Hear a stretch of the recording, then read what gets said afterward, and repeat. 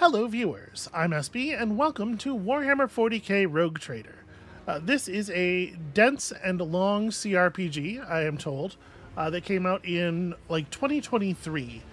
And I'm often slow to get to games. I very rarely play something right on release. Usually that's just kind of me moving slowly on stuff. But here, the delay was absolutely intentional. These games have a tendency to be pretty unstable when they come out. And now, a couple DLCs and 18 months in, my understanding is that the game has been cleaned up significantly. Not totally. And to be clear, I don't want to sound like I'm trashing the developers on this or anything. Like, these are big, complicated, difficult games to make, and this genre has particularly difficult and lengthy QA. Like, it's just kind of the nature of the beast. But now that it's had some time to sort of settle, I'm definitely interested in getting in here and doing the thing. So, without further ado, let's find out about Warhammer 40k Rogue Trader together. So I have a fair amount of familiarity with the setting. If for those of you who don't worry, I'm sure they're gonna walk us in slow here. We are going to play the main story with both of the DLCs on. I think that's totally fine. We are here to take up the mantle of a rogue trader, the scion of an ancient dynasty of daring privateers that reign over their trade protectorate and explore the fringes of the known galaxy. Darkness looms over the bloodline of von Valancius as it faces multiple threats from within its own ranks and without, as countless enemies seek to destroy the most daring and brave agents of humanity. It is up to you to hold the reins of this shattered protectorate and forge a new path for the von Valancius dynasty, currently finding itself in a vortex of wars, intrigues, calamities, and heresy. The stakes are high and rise even higher as you cross paths with terrifyingly powerful and ambitious adversaries in the darkness of the Coronis Expanse. So, every time a big new 40k game comes out, first of all, I'm interested in it because I do enjoy the setting a lot. But secondly, I say a little prayer every time I hear this. Some big studios working on a 40k game, I say a little prayer. I'm like, please, no more Space Marines, no more Imperium. There's so much cool stuff going on in 40k. What about a game where you're Tau, or something about the Eldar, or what if you were like Chaos Marines, or this is on the edges of the Imperium. As a rogue trader, you're not you're not technically directly in the Emperor's employ, I guess, but come on, y'all. There's so many interesting factions doing so many interesting things. Okay. So, normal difficulty is designed for players unfamiliar with the base game systems or those who play tactical games and CRPGs infrequently. We might want to step it up one. What is Grim Darkness? This mode is the ultimate challenge for the boldest of Lord Captains. Okay, it's Iron Man mode.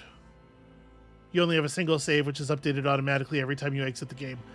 We're going to play pretty Iron Man, but I'm not going to turn formal Grim Darkness mode on here because, like I said, these games are buggy and they fall apart sometimes, and a save absolutely can get into a place where it is just completely unrecoverable. So we're gonna leave that off. I'm sure they all say that. Okay. Daring demands the players possess a solid grasp of the base game systems or extensive experience in analogous tactical games or CRPGs. So I'm not familiar with the Warhammer 40k Rogue Trader system, but I would say that I have extensive experience in analogous tactical games and CRPGs. So we're going to go ahead and hit this. And if it turns out to be too much, I will start over, I guess. Hey, would you... UI doesn't trust me to mean the things that I say. Alright, so we can pick a pre-generated character or we can go custom. We're going to go custom, for sure.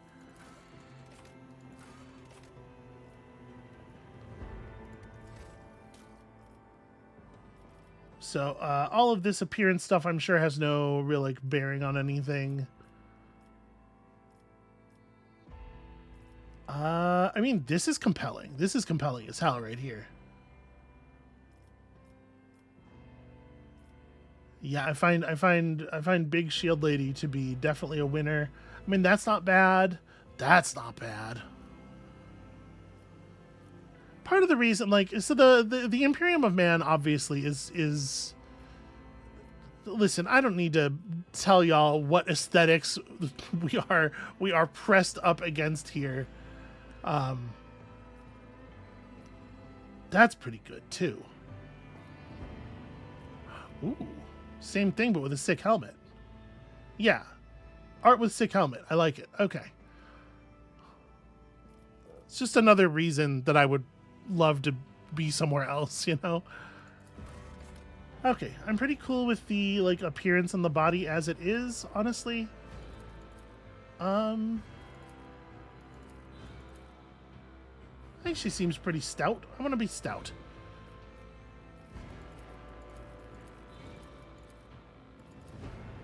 So this is not meant to be me, but if it was, honestly, this might be the closest.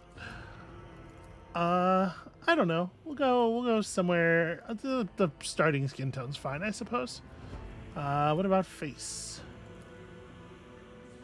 My guess is we're probably not going to be seeing our character up close all that much.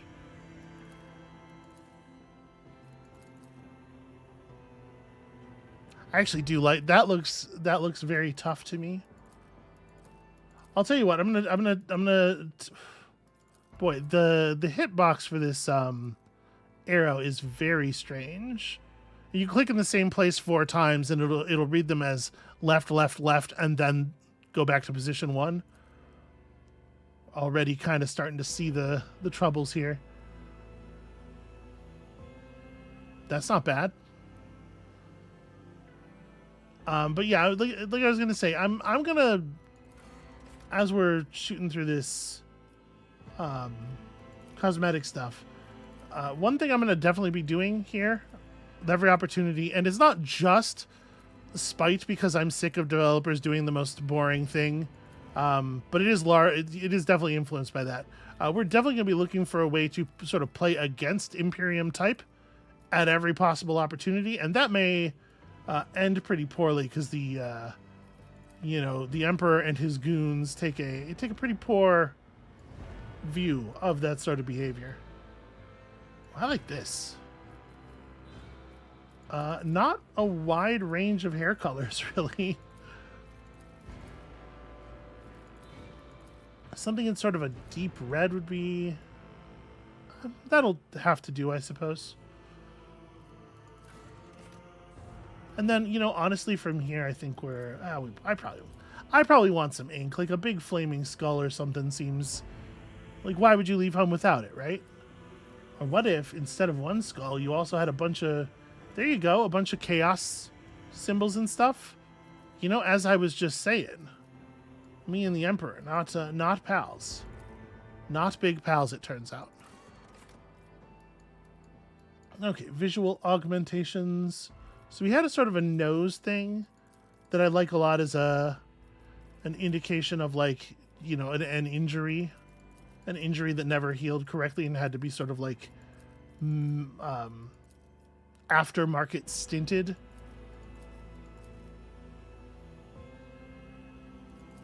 Yeah, I think I was sold on this from the beginning. We need to investigate. Let our weapons be true, and our resolve unbreakable. So, not pious so much as furious. All hands, prepare for acceleration. Behold as I slay them in my devotion. So this does say heretic. Applaud my brilliance. But even so... I always keep my options open. I kind of think maybe we're in, like, this neighborhood. I'll mention this triumph in my memoirs. Although you know what? There are some things to love about that. Another clean strike. Yeah, all right. I'm sold. Okay. What kind of homeworld did we come from? This is actually going to have some mechanical effect now. Once per combat, when the wounds of a Deathworld character drop below 30%, they gain plus 20% of their maximum wounds as temporary wounds. Death World characters also gain a plus 20% bonus to dodge and armor while they have at least one temporary wound from any source. Oh, that seems quite significant, actually. So this is one thing that is just like, this isn't Rogue Trader specific, this is just Warhammer. Wounds as a way of tracking health, but meaning exactly the opposite of what you would think it means. When you are at full wounds, you are as healthy as can be, and when you have 0 wounds, you have died from your injuries, because words mean things. So the Death World, on Death Worlds, the planets, beasts, and sometimes even the environment itself take aggressive and destructive forms inimical to human life. Whilst exceptionally difficult to colonize, many Death Worlds possess valuable resources that require an outpost or other human presence upon the planet's surface to harvest. These harsh environments result in some of the hardiest and most resilient populations in the galaxy. So you lose some intelligence and fellowship, not a lot of people skills down there. I want to be, this is a party game. We're not going to be solo. So I want to be somebody who has the ability to sort of inspire her comrades. So I think fellowship is probably something that I do care about.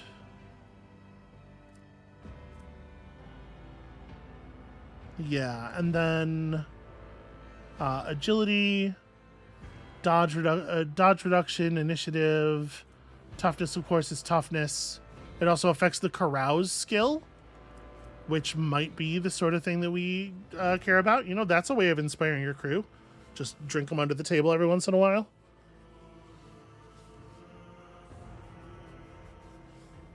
Not much of a carouser myself, but I think this character probably should be. How do I... Okay, here we go. And I do appreciate the nested tooltips. And strength, of course, is strength. If you're not familiar with the Warhammer 40k setting, you're just thinking it's kind of like a Space Marine thing, you may be surprised by the amount of melee that there is, because you might just be thinking, well, how about gun? Why don't we gun all of our problems? And the space guns are real, and they're good, but there's a surprising amount of hitting stuff with, like, magic hammers. Voidborn are humans birthed in the belly of a void vessel or aboard an ancient orbital satellite. Those who have lived their lives on void ships become inured to some extent due to the reality-altering process of warp travel and to living in low or zero-gravity environments. In many cases, their features are drawn and their skin pallid. They may even have minor deformities or a strangeness to their speech, gait, or general appearance that sets them apart from others. So, okay, you have additional talents available to you later. I'm not going to try to remember all of this stuff. Voidborn characters can re-roll failed stuff with a 20% chance of success. Additionally, any enemy dodge or parry against a Voidborn character has a 20% chance to fail after a successful roll. Also seems powerful. I like the fact that the effects, the feature effects of the homeworlds are, like, significant. A hive world's population is so dense that great swaths of the surface of the world are frequently covered in gargantuan cities bejeweled with towering spires that pierce the atmosphere. Hive worlds are vital to the welfare of the Imperium and are the beating heart of its economy and war machine. They produce munitions for the Emperor's armies in vast manufactories, mine valuable minerals, and refine fuel for the Imperial Navy. Innumerable regiments of the Astra Militarum are raised from their massive populations as well. So the features here, we gain a bonus to our resolve if there are 3 or more creatures in a 3-cell radius, and they suffer a -2 penalty to resolve with no creatures around. So resolve, in this case, is going to be determining the maximum amount of momentum gained at the beginning of the turn or after killing an enemy. Momentum is a resource that we spend to do stuff. If the momentum gauge reaches 175 or more, any party member can use a heroic act. If momentum drops below 25, your party will gain the ability to use desperate measures, which has a number of negative effects. Okay. So resolve up when you're in a crowd, even if the crowd is made up of enemies. This seems like it, maybe in contrast to our portrait here, it seems like it's maybe a good feature for a sort of like a ranged weapon squad commander right? Just like line up with your bros and fire at range. And I kind of think that seems reasonable. If a Hive World character starts their turn adjacent to an ally, the character gains 2 MP being movement points, I assume? Yeah. If a Hive World character ends their turn adjacent to allies, the allies gain 2 movement points on their turn. Melee superiority is like flanking. Any target surrounded by more allies than enemies receives a weapon skill bonus for each additional ally. Okay, yeah. I like Hive World. I think Hive World's probably where we're going. Forge Worlds are the domain of the Adeptus Mechanicus. Entire planets ceded to the demands of vast macro industries, each as a manufacturing supercomplex of unimaginable capacity and power. Over the millennia, different Forge Worlds have become especially renowned for their philosophies or ways of war. These are often colored by the technologies they specialize in manufacturing. The bulk of a Forge World's population is utilized as a labor force, whilst the fortunate few may be inducted into the ranks of the Adeptus Mechanicus itself. So this did have like Fellowship and Agility up. Here we actually have a Fellowship down. You get to start with a cool augmentation of your choice. And yeah, you unlock some Forge-related stuff. Pinnacle of Weaponry. Bonus damage based on your int. That seems fun. Be able to be like an int-focused combat character. But it's just the first attacking combat. Well, sorry, you keep some bonus damage. It's just half as effective for the rest. And that's cool. I don't think it's this character, but I think it's cool. She's starting to form in my head a little bit here already. An Imperial world is one of a million planets united by belief in the immortal God Emperor, who I am just so sick of. Hailing from hyper-technological societies to grimy feudal populations, the inhabitants of countless worlds offer fealty and devotion to the master of humanity and the Imperial blah blah blah blah blah. Humanity's finest. Okay, just take 10 bonus to something that doesn't affect your combat accuracy. Because if you could improve combat accuracy, that's the only thing anybody would ever take. Yeah, that's all kind of just like default boring human. Fortress worlds are planets where the entire populace is immersed in warfare. They constantly train for the day that they may be called upon to defend the Imperium, a charge they solemnly uphold. I'm a little surprised to see Fellowship down here. Because you would think that like you form that like bond with your battle siblings. Each time a Fortress World character kills an enemy, they gain plus 10 stacks of Never Stop Shooting. At the start of their turn, there is a stacks of Never Stop Shooting % chance that the first attack this round will cost 0 AP. That's very fun. Just kind of go frenzy on people. I'm gonna take Hive World. I want to be a people person. Okay, origin. The Astra Militarum, commonly known as the Imperial Guard, is the primary fighting force of the Imperium, not that you'd know it from the way video games are made, and the first line of defense from the myriad threats that endanger the existence of humanity in the 41st millennium. So, like, if you know anything about this setting, what you know about is Space Marines, almost certainly. The Space Marines can't be the primary fighting force of the Imperium because there's just not actually very many of them. The Imperial Guard is numerically just like orders of magnitude larger. But, you know, Space Marines are all genetically altered super soldiers grown in vats and stuff. And the people in the Astra Militarum are mostly just like, they're mostly just like guys. They're mostly just like people. So we have, for this background, we've served as one of the commanders of an Astra Militarum regiment, commanding thousands and winning battles in the name of the God Emperor. Maybe that's how we got so sick of him. Astra Militarum commander and all their allies deal additional damage to enemies that are adjacent to the commander or their allies until the end of the commander's next turn. All the commander's allies also suffer no damage from the allies' attacks. Regimental Tactics allows you to turn off friendly fire for a round. That seems very fun. Bumps up your ballistic skill and your perception, which of course is going to be important. This is not bad mechanically, but I do not love it as a story beat. Commissars of the Officio Prefectus are ruthless officers charged with maintaining morale, discipline, and fighting spirit in their Astra Militarum regiment. I can't be out of gas for reading 20 minutes into the episode. This whole series is going to be basically nothing but words. He used to be one of these faithful servants of the God Emperor, a living symbol of Imperium authority, regarded with a mix of fear and awe by their subordinates. So notice, same art, but something tells me at all costs is going to function a little bit differently from regimental tactics. The Commissar's next single shot or single target melee attack applies the following effects. It can buff allies with additional action points and movement points. Or you can mark an enemy, and the ally who kills the marked enemy gets action points and movement points, and you cannot get the bonuses yourself.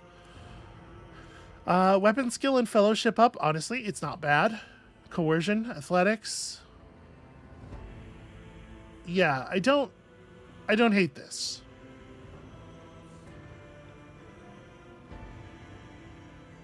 Mechanically, I think this is maybe even better than the Astra Militarum Commander, except for the ability. I like the ability a little bit less. Crime Lord. Here we go. Now we're getting warmer. The Imperium survives and prospers in no small part due to the narrowness of its vision, but a rebellious mind and will, such as yours, could not be so easily constrained. The dark paths of smugglers and renegades that wind behind the facade of the Imperium's society offer a dangerous refuge for those unwilling to bow to the law. You used to be one of these dangerous yet resourceful individuals. So at the start of combat, the Crime Lord gains plus int bonus stacks of the Surefire Plan effect. Activation of this ability consumes one such stack and makes the next type of action, or the next action, stronger. If it's an attack, it deals more damage. If it's a move, you gain dodge and parry. And if it's a non-damaging ability used on an enemy, that enemy suffers a penalty to their damage. I like the incrementalism of that. I like that it's a thing you can sort of like mete out carefully. Weapon skill, perception, awareness, and logic. All of this stuff seems pretty useful. You like to have a killing plan, perhaps a disorienting plan, so you just benefits that affect the thing. Not terrible. We are going to look at all of them, so, strap in. The Ecclesiarchy, known formally as the Adeptus Ministorum, is a vast institution that oversees the galaxy-spanning religion of the Imperium. The Ecclesiarchy's complex hierarchies of cardinals, missionaries, preachers, and zealous laity ensure the prescribed prayers and invocations are made, all the while instructing the masses to guard against heresy and deviancy. We're like very pro-heresy, but you can get there by having been a priest. Lots of people who don't believe in God got there by studying hermeneutics. So Warhammer grants momentum equal to double your willpower bonus and grants an additional willpower bonus momentum for each enemy that is around you or was hit by you this turn. Grants some toughness and some willpower. I'm definitely like less compelled here. Navy officer, it comes with a fine hat, I suppose. The Imperial Navy is responsible for the fleets of void ships that assert the dominance of the Imperium amid the stars and fulfill other duties connected to the void and warp travel. You used to be a Navy officer and the commander of a void ship, hardened in numerous battles and famous for resounding victories. I don't hate this. This is kind of what we're going to be doing as a rogue trader. So for one round, the Navy officer and their allies in a 3-cell radius get bonus deflection for each archetype taken by the Navy officer. Huh. Interesting. They also cannot be forcefully moved or over-penetrated. Well, nobody wants to be over-penetrated. But what over means is different for different people. At different points in their lives, it can change. So you get a little bit better at commerce and demolitions. This is all right. And yeah, lots of additional improvements to brace for impact. Get Off Me can be, or Brace for Impact can be upgraded to knock enemies away and knock them prone. That seems pretty powerful. The high nobility of the Imperium are enormously privileged and powerful elite, a breed apart from the common masses they rule. You grew into adulthood upon a pedestal of affluence and grandeur that towered high above the common masses. You expected their obedience and lived upon the fruits of their toil, surrendered to your family in solemn fealty. The noble assigns one ally who will become their servant until the end of combat. Anytime the noble's abilities affect the servant gains +5 to all characteristics until the start of the noble's next turn. Anytime the servant attacks a target that the noble dealt damage to, the servant gains bonus crit chance against that target. This is not what I was thinking, but it is interesting. It gives bonuses to intelligence and fellowship, coercion and persuasion. You know, not the kind of person I would usually play. But as a person who was like high nobility and somehow was turned against the Imperium, you know, maybe just a little bit too much of the grimdark gets you eventually. You're like, how? No, things don't have to be like this. They don't. But you still have like the vestiges of like it's very hard to break that thinking that's drilled into you from birth that like the lower classes and the higher classes are just different sorts of things. They're not necessarily fully people in the same way you are, and so you still have some of that imperiousness that you never quite shed. That's interesting. That would be I think a little bit of a stretch for me to roleplay, and that might be good. Psykers are feared and trusted. This is basically a wizard. The Psykers are the ones with access to the powers. The role of the Adeptus Astra Telepathica is to recruit, identify, and classify those found to possess psychic abilities. The most powerful, who somehow survive the rigorous sanctioning rituals, are selected to serve on the battlefield. The mind of a sanctioned Psyker is steeled against the manifold dangers risked by wielders of warp powers. You were one of those, found worthy to serve humanity, and have miraculously survived the perils of the warp. Damaging Psyker powers count as weapon attacks, counting toward the normal attack limit, and gaining all the benefits of abilities and talents, increasing the damage of attacks. Okay. So you're a weak, sanctioned Psyker, and, you know, obviously you get better over time.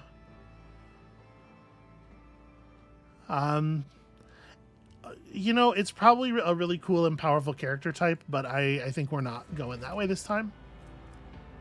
And then you could be an arbitrator. The Adeptus Arbites are the implacable and unbribable keepers of the Lex Imperialis, the sole and sacred law of the Imperium. They exact a merciless and terrifying punishment upon any who dare violate the sacred tithe, the tribute every Imperium world must pay in the name of its continued existence. Interesting to note that this one doesn't have any immediate modifiers, but you gain access to, it looks like a much larger group of, wow, wield two-handed shotguns in one hand. You can parry incoming attacks with your ranged weapon based on your ballistic skill. Ooh, this seems fun.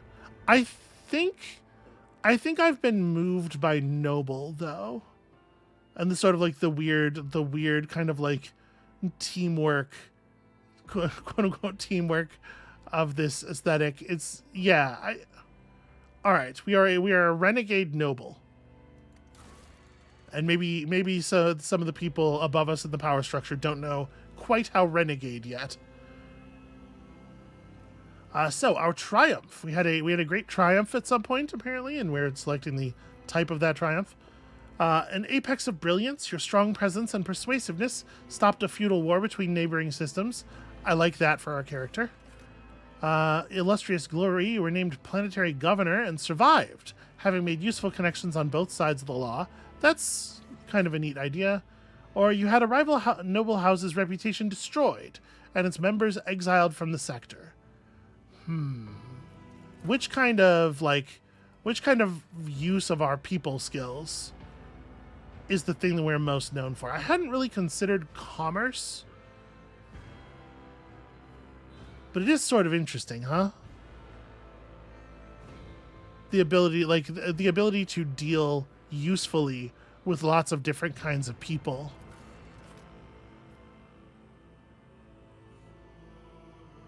I do like to have strong presence and persuasiveness, but I also always play the charisma character, I feel like.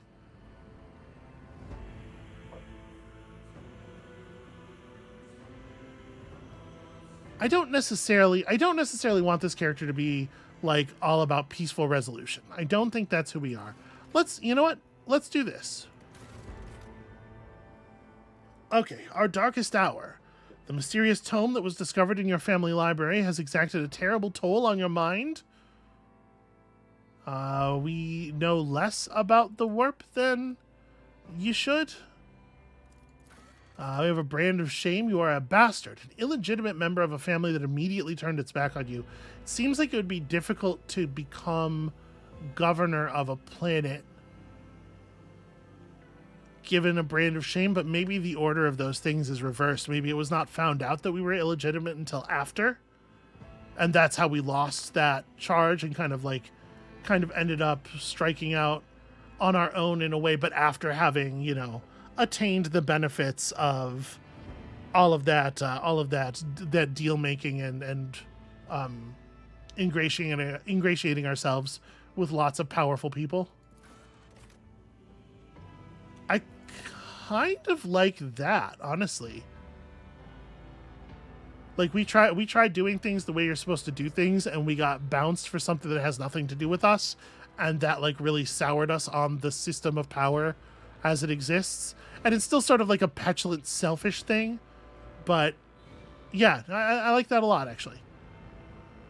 Okay, you can only choose one of the first tier archetypes at this moment. Archetypes are development paths that your characters follow. Each archetype encapsulates a unique set of skills and expertise and represents a specific combat specialization, from the frontline warrior to the indispensable leader preferring to command from the rear. And hey, listen, who doesn't? Choose who you want to be in the grim, dark future. Oh, okay, but grim, dark is one word. Come on now. I know grimdark's not one word in the setting, but you can't write it so that they're on different lines, because that implies that you don't get the thing. Monocle mode is show me all the stuff. Yeah, okay. So, warriors are combatants boasting exceptional melee prowess. I kind of think we're more of a shooter, but maybe. I kind of wish that I knew what sort of characters we're going to get to be with initially, because I want to be something complementary, you know?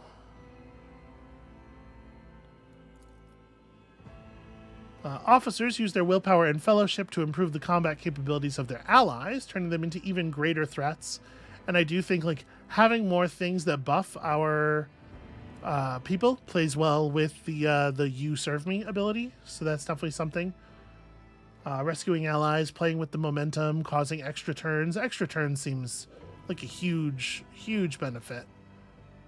An operative uses intelligence and perception to find and exploit weaknesses in an enemy's defenses. So precise single attacks, defense penetration. I kind of like the idea of our character not being the one who does most of the shooting. A soldier is a master of all ranged weapons, quickly able to assume an advantageous position from where they stand ready to rain fire on the enemy. Okay, so burst fire and area weapons especially, cover and dodge. They love to revel in slaughter a little bit. I mean, I can see why you might be into something like that. Blade dancers are swift and deadly masters of the sword, specialized in delivering flurries of rapid strikes, able to sacrifice a part of their health to enhance their close combat capabilities. Blade dancers prefer to avoid enemy attacks by parrying, dodging, or quickly repositioning. They even have the ability to parry ranged attacks. Okay, so this is like a dodge, more of a dodge-focused kind of survival in melee, as opposed to the warrior who survives through just, armor, soaking damage. Just toughness, basically.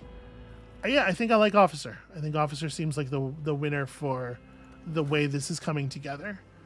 And so now we have, in addition to our various boosts and whatnot, 30 available points to spend on our characteristics which then filter down into our skills, you know, based on the thing the skill is tagged with. So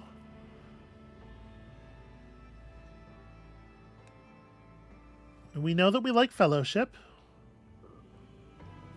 Our willpower is a little bit low. The ability to withstand the horrors of the warp, the terrors of space, and the dreadful opponents they are bound to encounter in the Coronis expanse. Perception, I think, is important. Right, being able to see things is just like it's a huge deal.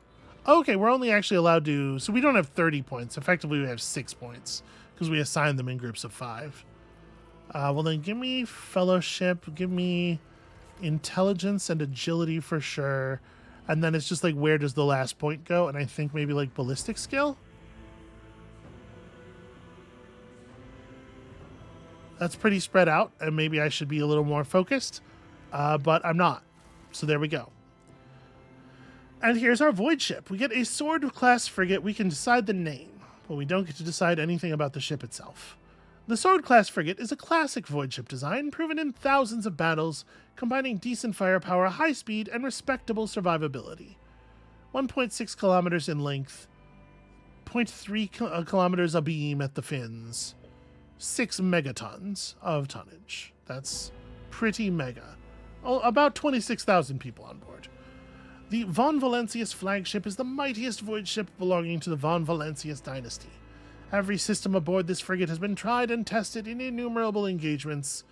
Its weapons and turrets deliver hard-hitting volleys with pinpoint accuracy. Its plasma drives are rugged yet reliable. You know, okay, it's a big spaceship. Patient Fortune, I guess, is fine. Daring Destiny feels like a little try-hard.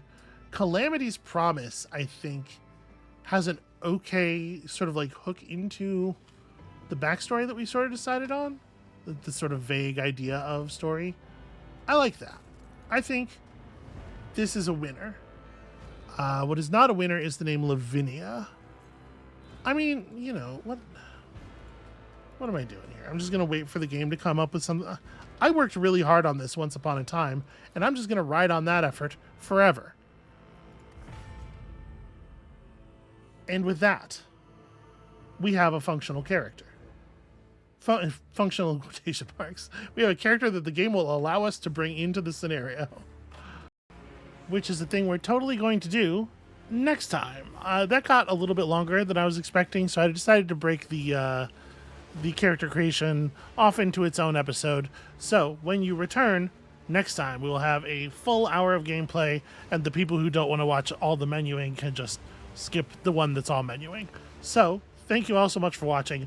When you return next time, we begin Warhammer 40k Rogue Trader, and we'll see you then.